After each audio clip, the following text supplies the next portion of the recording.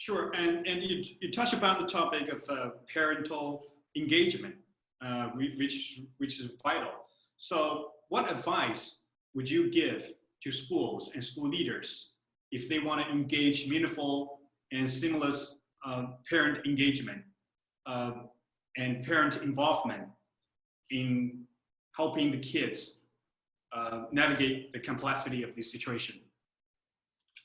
Why don't you say it from a parent's perspective, and I'll top it up at the end.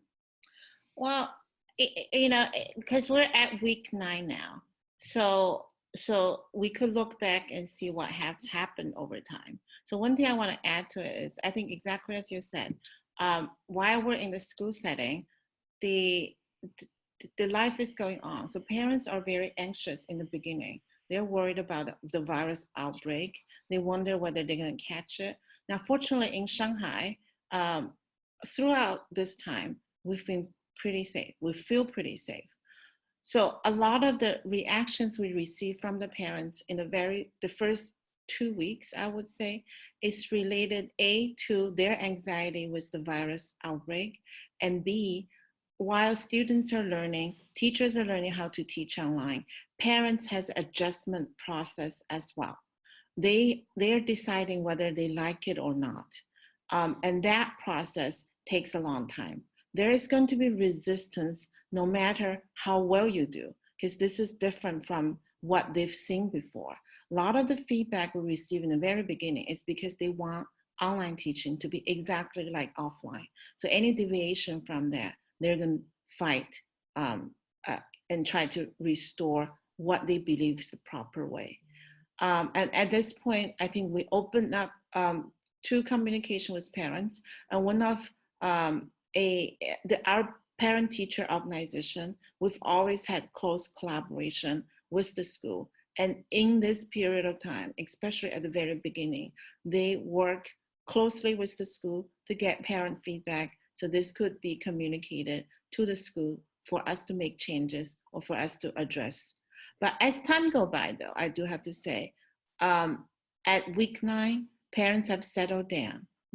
Because of the uncertainty of school opening, in the very first few weeks, the expectation is always, okay, we go through this week, school will restart again.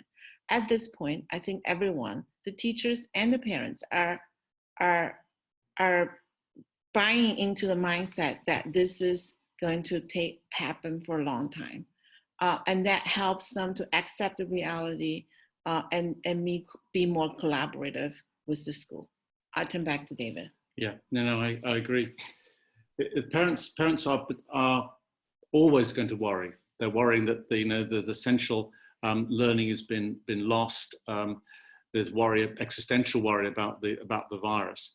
I think one of the reasons why we've communicated so much with parents on all sorts of levels, giving advice about simple things like just repeating government warnings about hand washing and social distancing and masks and so on, is just to simply create a picture of a secure, sensible place that knows what it's doing and knows where it's going.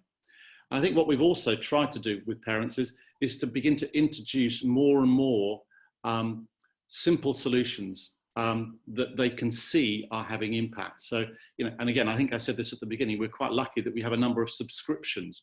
So for example, in reading programs, so parents thinking that their children are falling behind, we have a program called Achieve 3000, which is enabling students to read and then do online quizzes to make sure that they're keeping up to speed. Now, a lot of schools use this, and I think what we're doing is we're building these structures into the delivery to make sure that parents feel that their children are making good progress. And I think as the children begin to give the right noises and begin to relax into the programs, that's when parents begin to feel more reassured and that they can trust the school to be delivering. But as Diane says, we've just finished nearly two months of online learning, and we're I think in the last couple of weeks beginning to see the breakthrough towards what I sense is a more accepting attitude that this is actually going to be okay. And even if we go on for another month or even 2, I think we'll get through it, because we begin to get the goodwill and that connectedness which you need in any successful school. So But again, there will always be individuals. There's an awful lot of emails to and fro, individually answered. If it's not satisfactory, a phone call to parents. Some of our counsellors are giving general advice to parents about how to handle their children. We're giving good advice about how much intervention should be made and how much should not be made, in trying to create more and more self-dependence or self-responsibility in the student and less dependent upon the parent. But as I think I said earlier, there will always be a certain number of students that do need their parents' support in an online context in order to move the learning forward.